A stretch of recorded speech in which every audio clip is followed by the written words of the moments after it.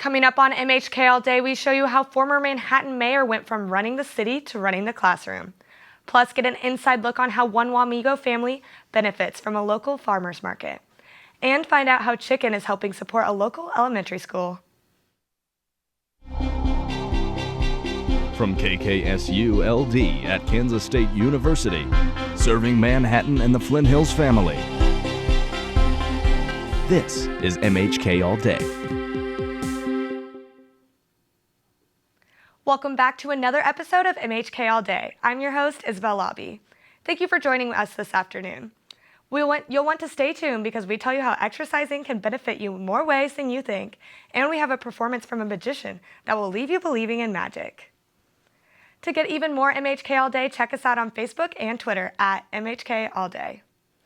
At K-State University, professors come from many different backgrounds. For one class, their professor used to be the mayor of Manhattan.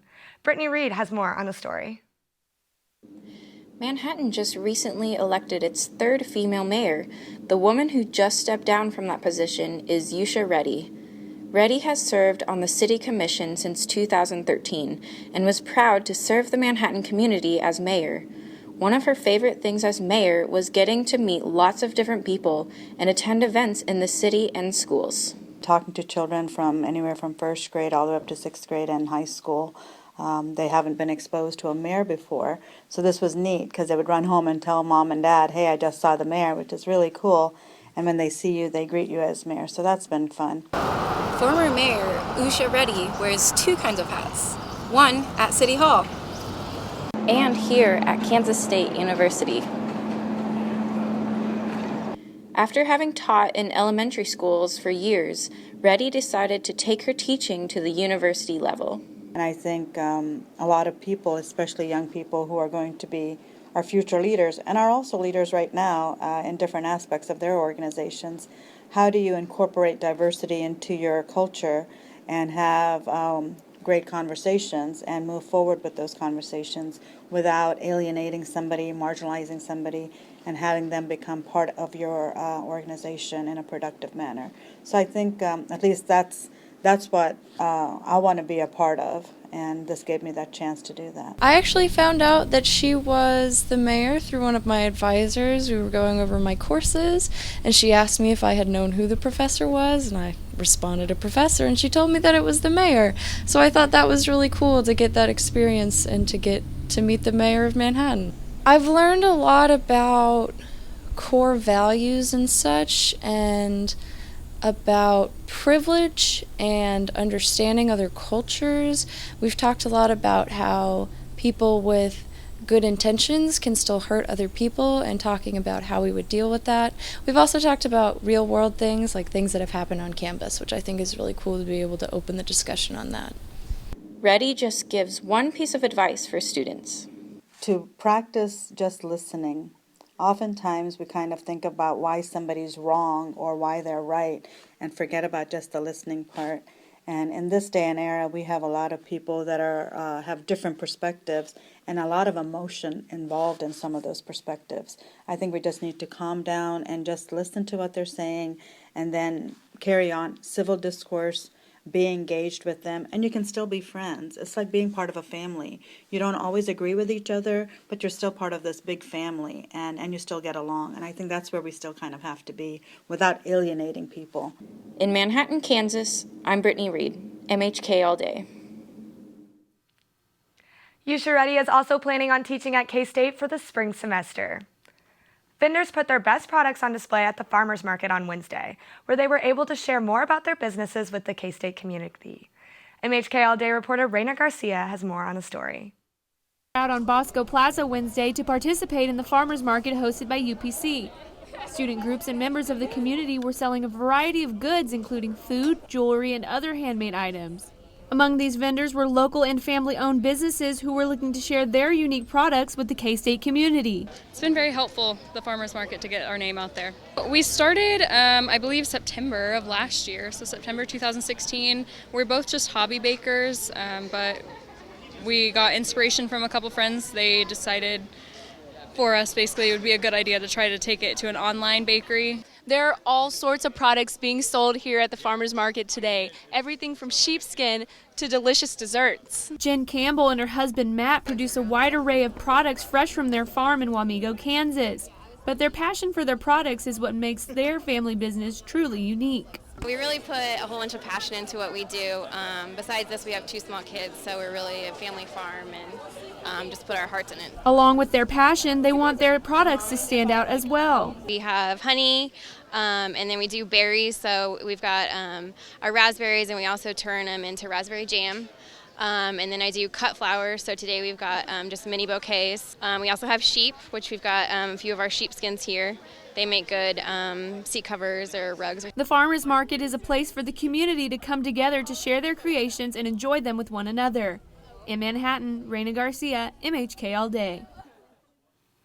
If you missed the farmers market this week, you'll have another chance to see more of those products at the next farmers market on October 25th.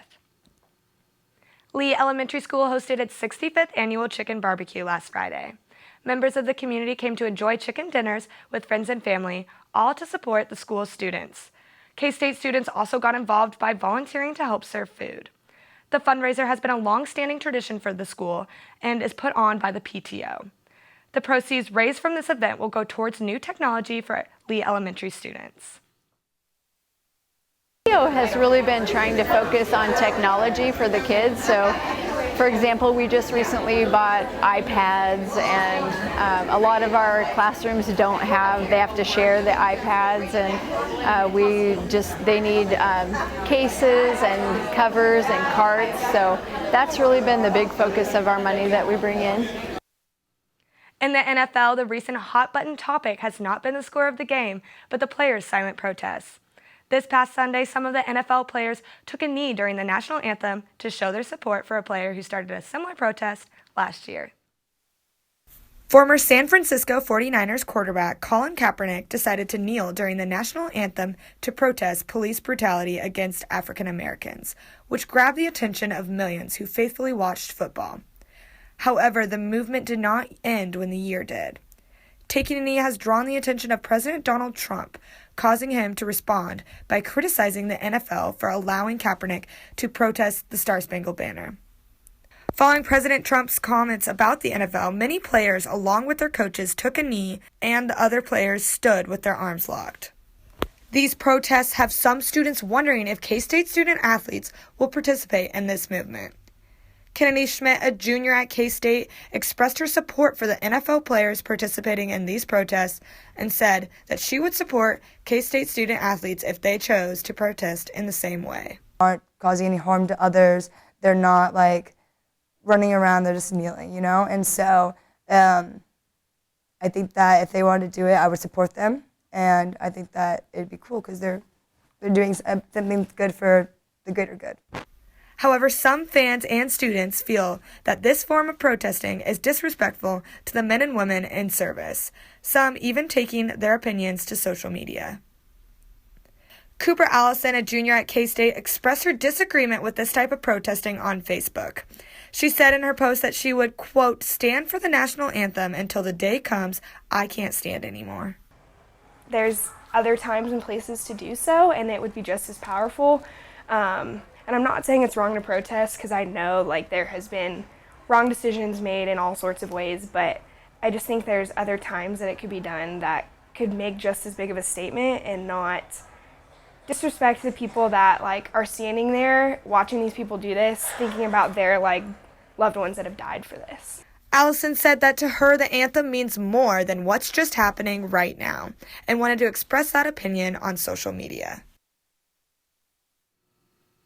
Following the movement that created much controversy this week, President Trump stated that he will accept standing with locked arms during the national anthem, but not kneeling.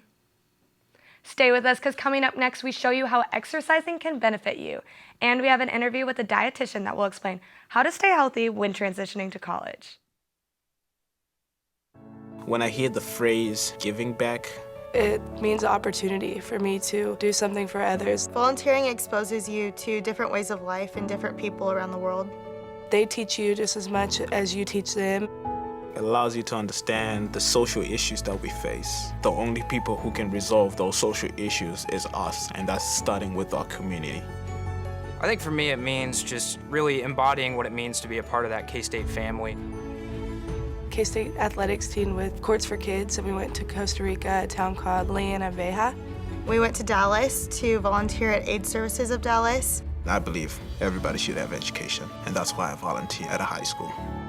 It's a family atmosphere, and we're here to take care of each other, and I think that K-State Proud and other things that students do really embody that family atmosphere that we've been taught since we got here. What motivates Wildcats to give back? Empathy. Kindness. You. I'm Kathleen from Mining, Germany. I'm Ginger from Overland Park, Kansas. I've traveled to London and saw the Parliament, studied in Mexico City, spent the summer in Austria, went skiing in the Alps, and I visited the Eiffel Tower in Paris. Well, I've been to the world's largest ball of twine. Can we go? Of course! Become an international buddy today and develop new friendships and experience different cultures. Up next, the world's deepest hand-dug well. Is it near the Grand Canyon?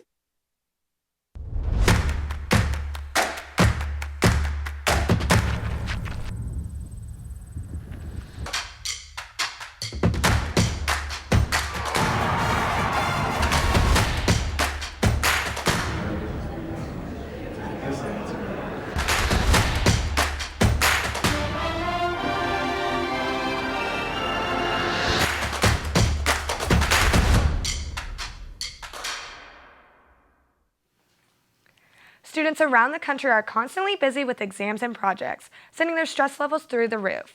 MHK reporter Tyler Waymeyer talked to his students and figured out how they handled their stress here at K-State. Like many college students, K-State students experience stress every day in their lives, from either school or other significant events that take place in their life. Stress is defined as a state of mental or emotional strain or tension resulting from adverse or very demanding circumstances.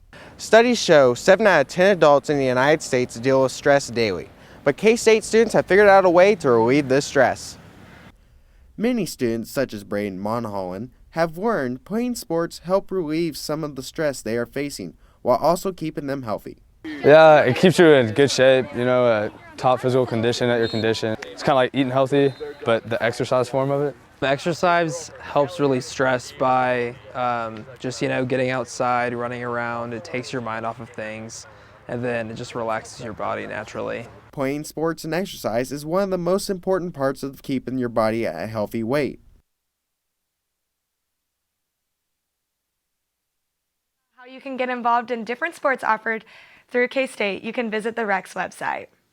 Sometimes college freshmen bring more than knowledge back home from their campus experience. They also bring an added pound or two that could lead to health problems down the road. We go to Miriam Chamberlain to give us an inside look on what is widely known as the Freshman 15. Access to all-you-can-eat dining food, no parents telling you when to eat your veggies, and the freedom of college often lead new students with the Freshman 15. But is it just a myth? Should freshmen really be concerned? You've all probably heard this before and was warned by parents and or friends, and yet some of you still think that you're invulnerable to it. Little do we know, it doesn't take much change in your body to gain weight. Taking control over your health is very important when it comes to most people's first time away from home. You no longer have your parents, cooking and doing all these certain things for you that you're used to. And so you come out here, pig out, start partying and things, and things kind of go out of hand. Eventually your weight starts to catch up with you with all the eating, all the fasting, and just trying to do all these extra activities. You forget about your body. As you enter college, try not to ignore healthy eating habits and keep an eye on portion sizes. The American Diabetic Association suggests making the salad bar your first choice when going out to eat. Students will agree that universities are offering a bunch of different ways students can eat healthy and stay active. Yeah, I think they do a good job with, they have lots of activities you can do, like intramurals, and they have obviously just salad here in the Union that they brought in, so that's healthy, and then a lot of other options that they use to educate people. Yeah, I think there's lots of healthy options. You just have to look for it and utilize that rec membership because you get it for free. You have a rock climbing wall and a whole bunch of exercise classes at your disposal, and they're fun and they're a great way to meet new people too. Although college schedules can be hectic, Remembering to exercise not only help with stress, but can also keep your weight down. When snacking, try to keep them as healthy as possible and stay away from late-night desserts. College is a time to learn and grow, but stay healthy by expanding your mind, not your waistline. Creating beneficial habits during your college years can help you in the near future. Watching what you eat now is going to be worth it, and if so, do what you can to be really conscious about it. The result will definitely pay off in the near future. At K-State Union, I'm Miriam Chamberlain for MHK All Day. Gaining weight during the first year of college is not certain, but a few simple changes to your daily routine can help you prevent excess weight while keeping you physically and mentally healthy. Reporter Miriam Chamberlain now joins us with a dietitian from Housing and Dining Services. Miriam? Thanks, Isabel. I'm here with dietitian Camille Korenick to learn the myths surrounding the Freshman 15 and also to find out ways freshmen and college students can stay healthy during their time at school. Thank you. You're welcome. So what is the best ways for college students to prevent the Freshman 15? So Miriam, the biggest mistake that I see that college students make is when they go to start eating in all you care to eat environment. And so they change the way they eat and they start eating things that typically they wouldn't eat at home at every meal. We have great desserts that are homemade, and so there are students that start eating desserts at breakfast and lunch.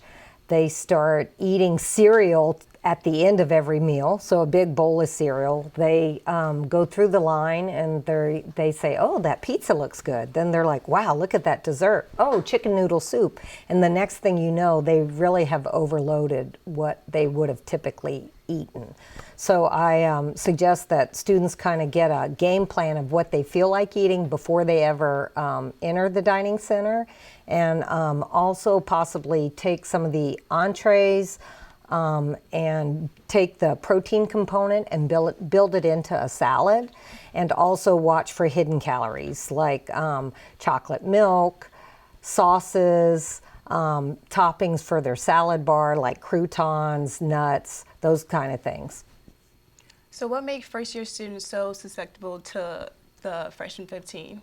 So I think it's a variety of things. They're stressed. Eating is very social. So they start socializing, in the dining centers, going out to eat in restaurants. We tend to eat when we're happy, when we're sad, when we're social. And so that also leads to them eating more than they're used to eating. Alrighty, so thanks for joining us today. It was great learning about all the different ways first-year students and college students can stay healthy.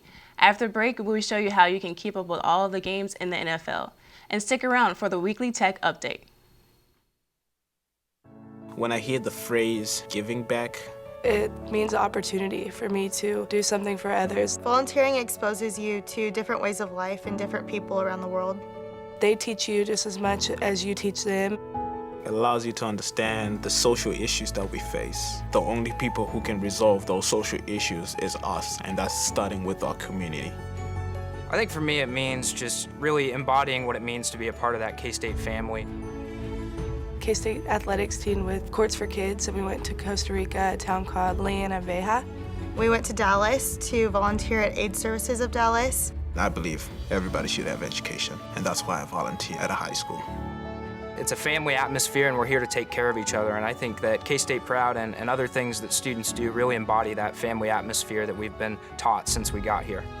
What motivates Wildcats to give back? Empathy. Kindness. You. I'm Kathleen from Meiningen, Germany. I'm Ginger from Overland Park, Kansas.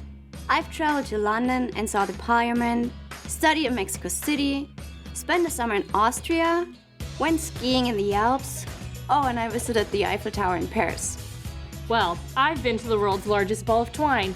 Can we go? Of course! Become an international buddy today and develop new friendships and experience different cultures. Up next, the world's deepest hand-dug well. Is it near the Grand Canyon?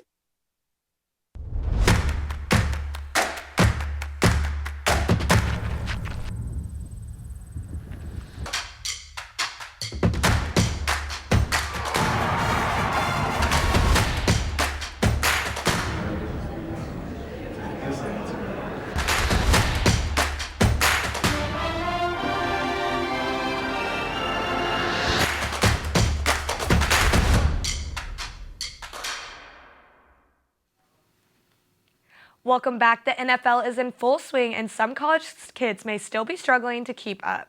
MHK All Day reporter Grant Nicholson tells us more. Officially fall, and that means it is officially time for football season. For the 31st consecutive year, the Harris poll named pro football the most popular sport in America, edging out baseball by 15 percentage points. But according to the last several years, the NFL ratings are down significant numbers, despite football being the most popular U.S. sport. Watching football is as American as apple pie, but some new college students are finding it difficult to enjoy football on a Saturday afternoon or Sunday evening without the help of cable. I found that a lot of cable providers, or not the cable providers, but the networks themselves have adapted online streaming. A lot of them have free streaming of the games. You know, some of the more primetime games I feel are less readily available. With cord cutting at all-time high, college students without cable could be impacting the decline in football ratings. When searching for your favorite team online on the weekends, it could be easy to gravitate towards those illegal and free streaming services, but there are several cheap and legal ways to watch the NFL. If you prefer watching football on a TV screen instead of on your phone or computer, you can purchase a digital antenna to receive all your local NFL games, but you still may be high and dry for both Monday and Thursday night football. If all else fails, never forget about Aggieville. Every single primetime game will be on tap at least one watering hole downtown. In Manhattan, Grant Nicholson, MHK, All Day. Watching football is one of America's pastimes, so don't let technology keep you away. And speaking of technology, it changes every day, but not everyone is familiar with the new apps and devices that could be of good use to them. MHK All Day reporter Maya Hodge has your weekly tech update.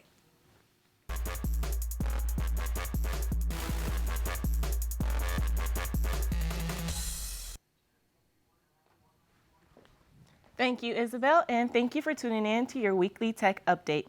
Just like Isabel said, technology is transforming itself every day, and we're here to make sure you don't miss a minute of it. For starters, Amazon's family of Echo products has a major update, introducing a new Echo which includes free calling to the US and Canada, enhanced voice recognition, and a little cheaper price tag. In addition, Amazon also released a new Echo Spot, which is a small, smart speaker similar to the Echo Dot. It also includes a colorful touchscreen. From Amazon to Apple, the very popular technology company has released a statement explaining the security behind its Face ID technologies, which is set to make its first appearance in the iPhone X. According to Apple, Face ID won't capture a full image of your face, but rather a mathematical representation made up of 30,000 dots. Apple said the data is encrypted, but don't be so quick to lose that password just yet. You'll still need it to set up your iPhone and anytime you want to turn your phone on. Another exciting development is that Twitter may be finally updating the number of characters that users can have in a post. Yes, this means finally no more long Twitter threads. If the changes make it past Twitter's testing phase, the character count will be doubled to 280. From Silicon Valley straight to here in Manhattan, I'm Maya Hodge, and that has been your weekly tech update. Thanks for the update, Maya. I'm looking forward to seeing if Twitter adds more characters. Coming up, we have a magician in studio ready to perform his magic. When I hear the phrase giving back, it means an opportunity for me to do something for others. Volunteering exposes you to different ways of life and different people around the world. They teach you just as much as you teach them. it allows you to understand the social issues that we face. The only people who can resolve those social issues is us, and that's starting with our community. I think for me it means just really embodying what it means to be a part of that K-State family. K-State athletics team with Courts for Kids, and we went to Costa Rica, a town called Veja. We went to Dallas to volunteer at Aid Services of Dallas. I believe everybody should have education, and that's why I volunteer at a high school. It's a family atmosphere, and we're here to take care of each other, and I think that K-State Proud and other things that students do really embody that family atmosphere that we've been taught since we got here. What motivates Wildcats to give back? Empathy. Kindness. You. I'm Kathleen from Mining, Germany. I'm Ginger from Overland Park, Kansas.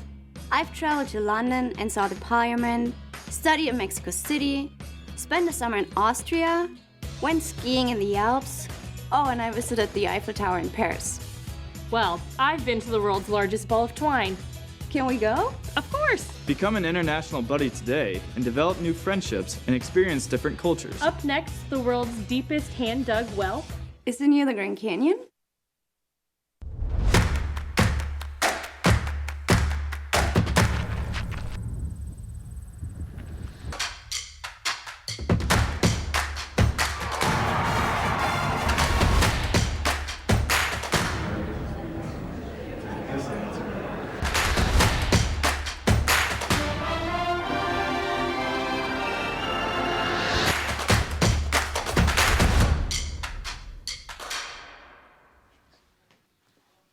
Now the moment we've all been waiting for, reporter Grant Miller is joined with a magician who will show you why it's never a good idea to make a bet against a magician. Grant? Thanks, Isabel. I'm joined with Sam Shavrin, a magician who has been interested in magic for almost his whole life. Sam, exactly how long have you been interested in magic? You know, I've been interested in it since I was a kid, but I've been really kind of doing it since probably high school. Okay, I see you have a deck of cards with us. Could you show us a magic trick? Yes, I can, believe it or not. So I have a deck of cards here, and as most magicians will start out, I'm going to say you can pick any card you like. So any card, any card. That one right there. You can't pick that one. Not that one? Okay. No. Okay. How about that one? That one? All right, you can pick that one. Okay. You want to change? No, I'm good. All right, okay. So that card right there, this one, Mm-hmm. this one. All right. Now I'm going to put that in the middle of the deck. Tell me when to cut the deck. Now. Now? All right. So that card is like hidden somewhere in this deck. There's no way I can know where it is. All right. Now I'm going to have you make a bet against me. I don't know what your card is. It's somewhere randomly in the deck. I'm going to start flipping over cards. And you tell me when you're ready to make a bet. You ready to make a bet? I'm ready right now. All right. How much you want to bet that the next card I flip over is your card? Oh, man, I don't even know. It's $20. All right, here we go. Ready? Is this your card? That is. That is your That's my card. Hey, that's why you never make a bet against a magician. Now, I've had this card sitting here this whole time, right? There's just been a card here. Let's take a look at it. Wouldn't it be amazing if at the beginning of this, I could totally predict what card was going to be your card? That would be pretty spectacular. Pretty impressive? Yeah. All right. Is this your card? That is not my card. It's not your card? Not my card. Well, thank you, ladies and gentlemen. Actually, you know what? I can't go out like that. What about this? Is this your card? That is my card. Okay, good. Thank you so much. Yeah. It's very impressive. Well, yeah, never make a bet against a card magician. Thank you so much. Well, I think that if you really want to know how I did it, there is a secret that I can tell you. I think we'll the leave magic it at that, but thank community- you so much. Thank you for joining us today, Sam, and for showing us your trick. That's all we have time for today. We'll see you right back here next Friday. Thank you for watching, and have a great weekend.